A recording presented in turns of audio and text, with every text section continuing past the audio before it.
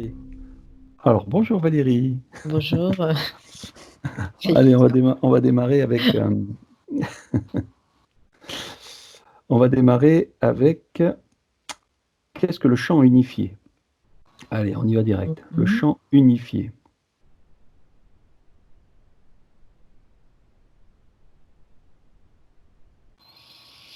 Alors, il y a plusieurs choses. Je vois une énergie et ça forme aussi comme un espèce de triangle dans la symbolique. On parle dans le triangle. On repart sur la Merkaba encore. Non, c'est vraiment, c'est pas la Merkaba parce que la Merkaba c'est triangle et triangle pointe vers le haut, pointe vers le bas. C'est deux triangles, c'est deux pyramides en fait à trois côtés. D'accord, ouais. Mhm.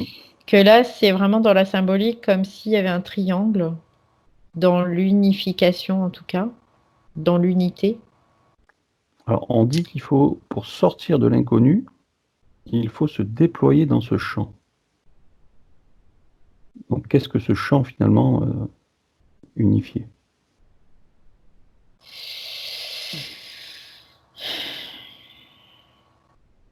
Moi, ce que je vois, c'est comme une énergie. Ce que je vois, c'est une énergie. Et cette énergie, elle regroupe le tout.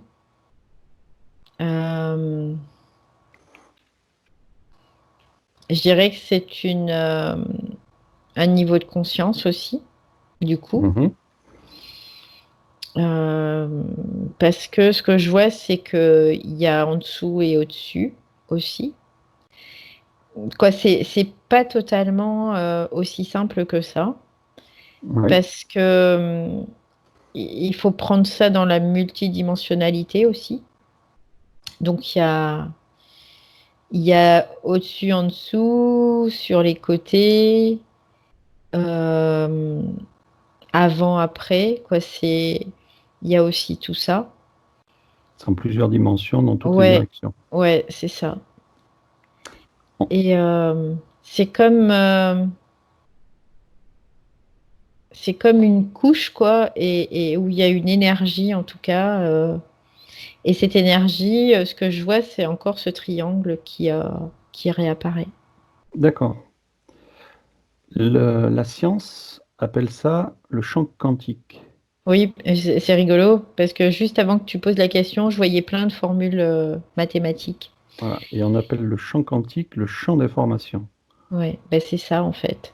Ce que je vois, c'est que tout est représenté sous forme d'équations. Je vois, il y a plein de chiffres, il y a plein de racines carrées, de fractions, il y a plein de,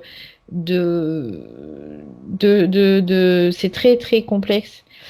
Tu vois, quand on voit les scientifiques sur les tableaux écrire des kilomètres d'équations et tout, bah, c'est un peu la même idée.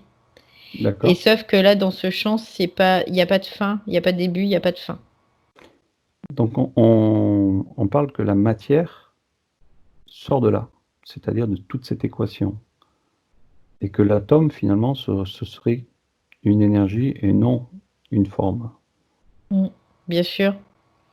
C'est bah, l'infiniment petit, hein, c'est le quantique, c'est ça. Et là, c'est ce que je vois, c'est cette énergie, elle est chargée d'informations. Et c'est ces informations, l'organisation de ces informations qui vont faire que ça va créer la matière.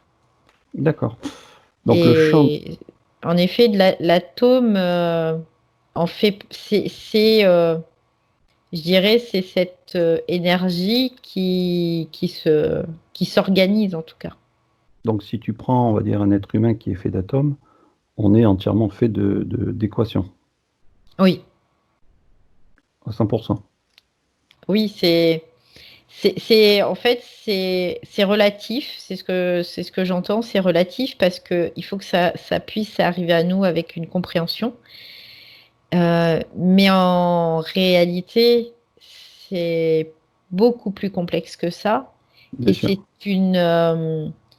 c'est une approche qu'on ne peut pas avoir parce que ce n'est pas mental. Mhm. Et donc, on pourrait euh, lui donner cette forme-là de consonance équation mathématique pour qu'on puisse la comprendre. Mais D'accord. dans la réalité, c'est bien autre chose qu'on n'est pas capable de comprendre actuellement. Donc, pour rester simple, nous sommes atomes, nous sommes Oui, énergie, oui, donc nous sommes aussi ce champ quantique, oui, nous sommes aussi ce champ d'information, oui, et le tout, on peut l'appeler le champ unifié. oui. D'accord. Les scientifiques disent que nous sommes un signal de la source, Quelque part, oui, parce qu'on est une projection, donc forcément, on est un signal. comme une télé qui Oui, récupère oui, une c'est ça, information et qui c'est ça. reprojette une Ouais, image. c'est ça, c'est ça. Nous sommes un réceptacle, Mm, finalement, d'informations. mm. Et nous sommes bien sûr, on l'a vu déjà, qu'on n'était qu'une illusion finalement, C'est ça, c'est ça. puisque nous Mais sommes on doit avoir cette illusion, c'est important qu'on l'ait. Oui, pour expérimenter cette matière, oui, cette forme. oui. D'accord? Alors, on reste sur les scientifiques encore une fois, et on va partir sur la Silicon Valley. Je ne sais pas si tu connais la Silicon Valley. C'est un Pas lieu, réellement, je sais qu'il y avait beaucoup d'entreprises là-bas, mais je sais voilà, pas donc trop. Voilà. c'est du côté de San Francisco, du côté de, enfin, en Amérique du Nord. Mhm. Et Silicon Valley, ça veut dire silicium, la vallée du silicium. Et ils se sont servis donc du silicium pour créer des puces ordinateurs, pour faire marcher, donc on va dire, le côté mémoriel de l'ordinateur. Et ils ont été beaucoup plus loin. Aujourd'hui, ils ont été chercher de l'information dans une goutte d'eau. Et par cette goutte d'eau, ils vont pouvoir donc créer des ordinateurs. Est-ce que tu peux nous en dire un peu plus là-dessus? Alors moi, ce que je vois, c'est que le silicium, c'est un minéral et que le minéral a une capacité de programmation, en fait. Et Mhm. c'est ça qu'ils utilisent finalement dans les puces électroniques. Et on peut mettre un champ mais énorme dans cette puce, dans cette micro-puce là, on peut mettre un champ énorme d'informations en tout cas. Parce Donc que là, ce ouais. silicium sert à ça. Donc on stoppe là-dessus. Le silicium, donc un minéral, Oui. très Il- minuscule voilà. ou Ouais. il peut être beaucoup plus grand, après on s'en fiche. Oui, après, Donc, c'est pas. donc on va prendre un petit morceau de ce silicium, donc c'est ce qu'ils ont Mm. fait, et ils ont été chercher donc des informations Mm. dans ce champ unifié. Mm. Comment ils ont pu y arriver? Qui? Comment? Moi, ce que je vois, c'est qu'il y a une technologie que quelque part on n'a pas, Donc on aurait donné un... qui n'est pas connue, quoi. Mhm, Qui n'est pas connue et ça remonte, c'est comme s'ils avaient utilisé finalement des techniques qui avaient déjà existé dans des temps anciens sur Terre pour pouvoir, ils se sont basés sur ça pour pouvoir faire aujourd'hui ça aussi. Sauf que, on va dire que dans les temps anciens, les minéraux étaient très grands et qu'aujourd'hui, c'est le contraire. On va dire que les minéraux sont très petits. Parce qu'ils ont, grâce aussi à la technologie qu'ils disposent aujourd'hui, pu comme miniaturiser en fait. Parce qu'en fait, mhm. nous, on a l'impression que on est habitué à un certain volume et si c'est petit, on ne peut pas mettre de choses dedans. Bien sûr. Mais par rapport à cette dimension de ce champ, en tout cas unifié, il n'y a pas de volume. Mhm. Il peut être dans un grain de sable parce qu'il y a pas cette dimension de volume en tout cas. Il n'y a pas cette. Donc ce, ce champ d'information, ce champ quantique, est tout autour de nous tout, et aussi dans tout l'univers. C'est-à-dire qu'il est dans une infinie, dans un espace infini. Ou est-ce que c'est vraiment restreint dans un simple endroit? Non, Ils non, vont non, chercher. c'est vraiment infini. Tu vois, ce que je vois, c'est comme si ça faisait un. On pourrait imaginer, par exemple, une planète et qu'il y a à l'intérieur et tout autour, il y a comme de la poussière. Et ça pourrait être ça, ce champ, en tout cas. C'est ce D'accord. que je vois là. Et que par rapport à l'eau, aussi, parce que tu me parlais de l'eau, l'eau est très intéressante parce que il y a comme quelque chose d'originel dedans, en fait. Donc justement, c'est la différence que je voulais voir donc, entre le silicium qui est minéral et là maintenant ils sont en train de faire avec une seule goutte d'eau la connexion au champ d'information. Pareil, donc ça on a bien compris que c'est pas humain, c'est une personne, en fait, ce sont des êtres qui leur ont donné cette information-là. Donc dans l'eau que l'on voit, que l'on boit ou que l'on a même à l'intérieur de nous, comment vont-ils travailler un peu ce principe-là, quoi, dans les grandes lignes? Alors, ce qui est intéressant, en fait, là, c'est parce que par rapport à l'eau, le silicium, c'est un minéral qui peut se charger au fil du temps, si tu veux. Et que l'eau, on a la pureté originelle. C'est comme si on avait vraiment ce qu'on appelle, je sais pas, le point zéro peut-être, je sais pas quoi. Là, c'est Oui, oui, moi oui. qui l'interprète. Mais en tout cas, il y a une espèce de... Ce que j'entends encore une fois, c'est la pureté originelle. C'est comme s'il y avait une neutralité totale, en tout cas. Et qu'après, tu peux en faire ce que tu veux avec cette eau. Mais Tu peux en faire ce que tu veux. il jouerait pas avec le feu, l'expression qu'on dit par rapport à l'eau, bien sûr.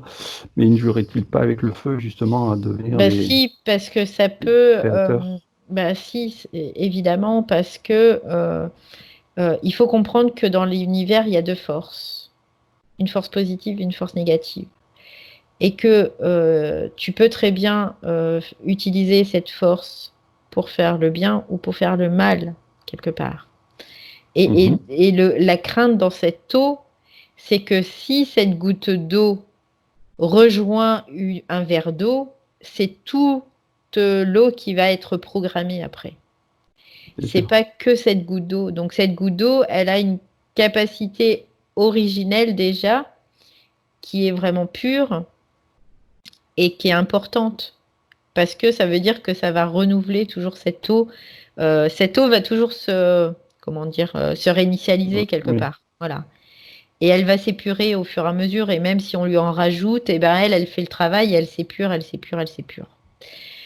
Que s'ils arrivent à programmer et donc comme si ils annihilaient quelque part cette origine, cette, euh, cette pureté originelle, en tout cas, parce que c'est très possible de le faire aussi, sans faire exprès, mais c'est très possible de le faire.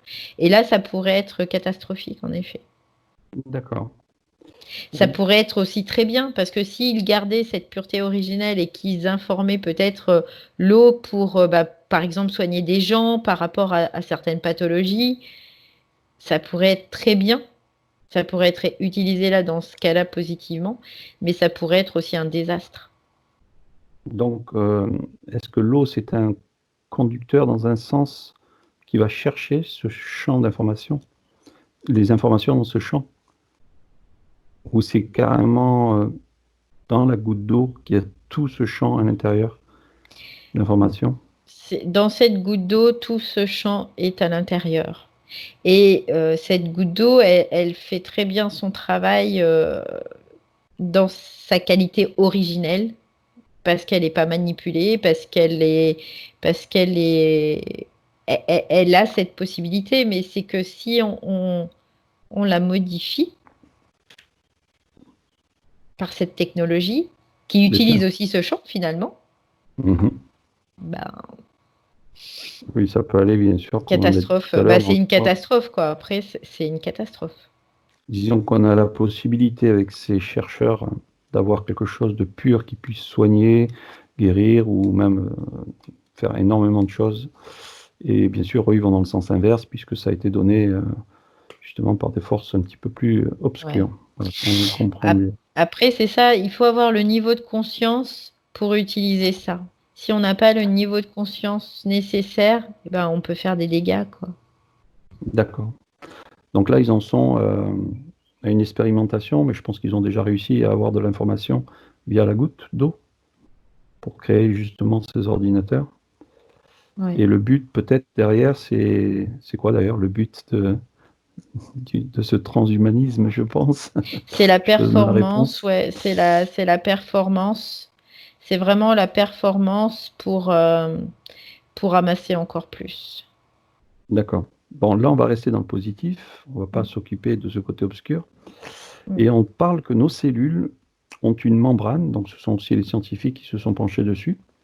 Donc la membrane qui entoure la cellule humaine Mhm. aurait des petites branches qui pourraient qui pourraient, qui leur permettraient de se brancher justement à ce champ d'information. C'est-à-dire que toutes nos cellules seraient branchées au champ d'information sans qu'on en prenne réellement conscience. C'est une évidence.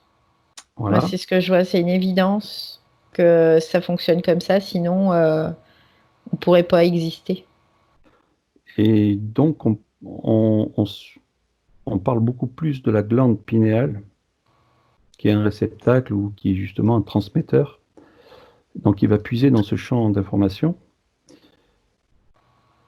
Et alors que ça serait plus judicieux de comprendre que tout le corps a justement ce champ d'information qui peut être connecté.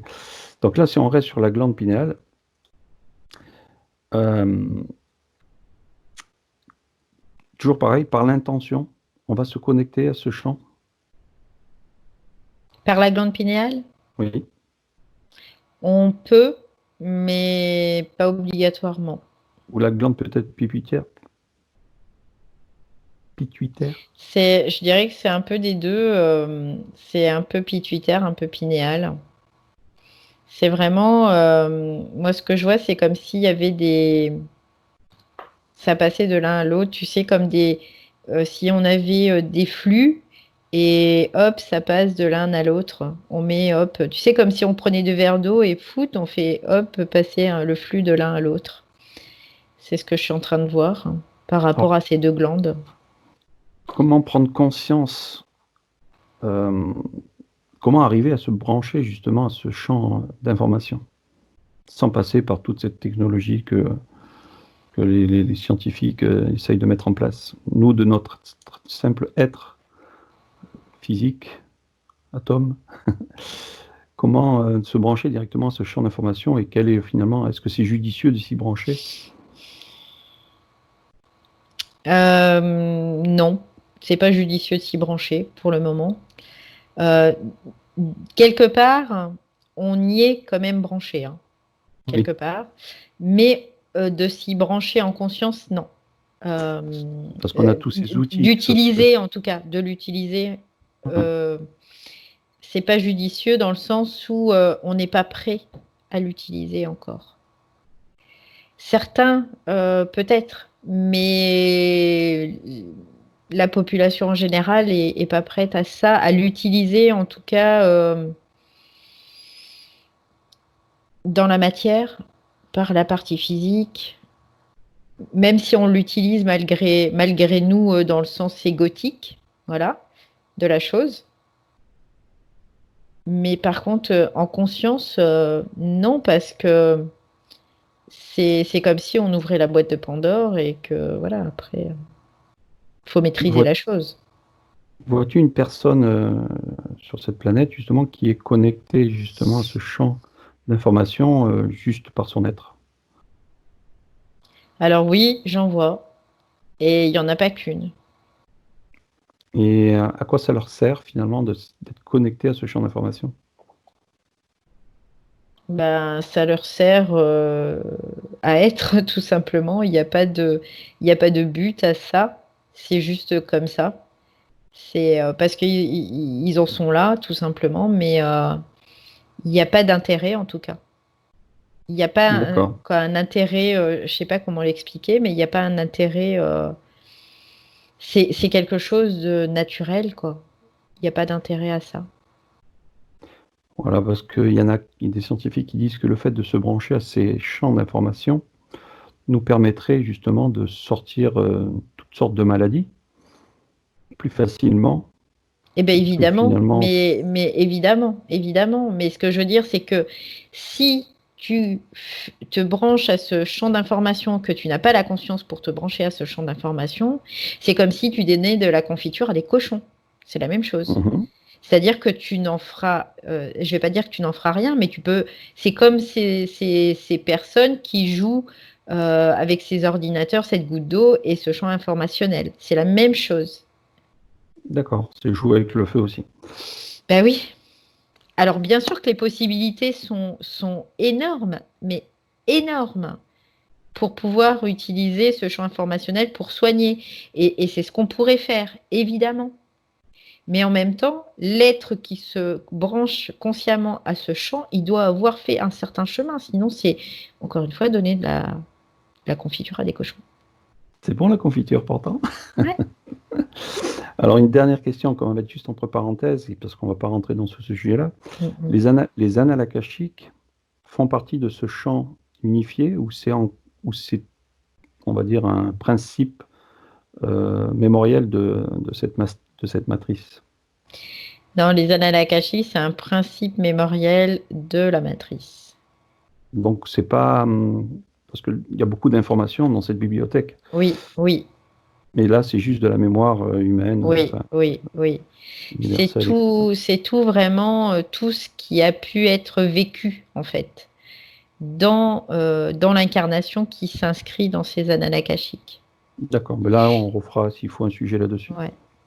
Bon, on finit, à moins qu'il y ait peut-être une information en plus à nous donner donc sur ce champ d'information. On parle de Hertz, parce qu'il y en a qui veulent se brancher avec les Hertz, genre, admettons, la 432 Hertz qui permettrait d'harmoniser le corps grâce à ce champ d'information. Est-ce que ça, voilà, comme c'est accessible à tout le monde, est-ce que c'est une erreur finalement de jouer avec le feu sur ces Hertz, C'est ou est-ce très que... réducteur de le mettre dans une seule fréquence, quelque part. D'accord, Parce que il y a beaucoup, c'est vraiment plusieurs fréquences. Et c'est ce qui crée l'harmonie d'ailleurs. C'est une seule fréquence, ça crée pas une harmonie, quoi. Et là, ce que je vois, c'est qu'il y a plusieurs fréquences. Ouais. d'accord. Mais tu peux te connecter à une seule fréquence parce qu'il y a déjà un effet, évidemment, qui va être ciblé, par contre. Mhm. Mais par contre, oui, c'est vraiment une gamme de fréquences qu'il y a dans ce champ. Mm. D'accord. Bon, ben on en a fini pour cette première enquête. Ok.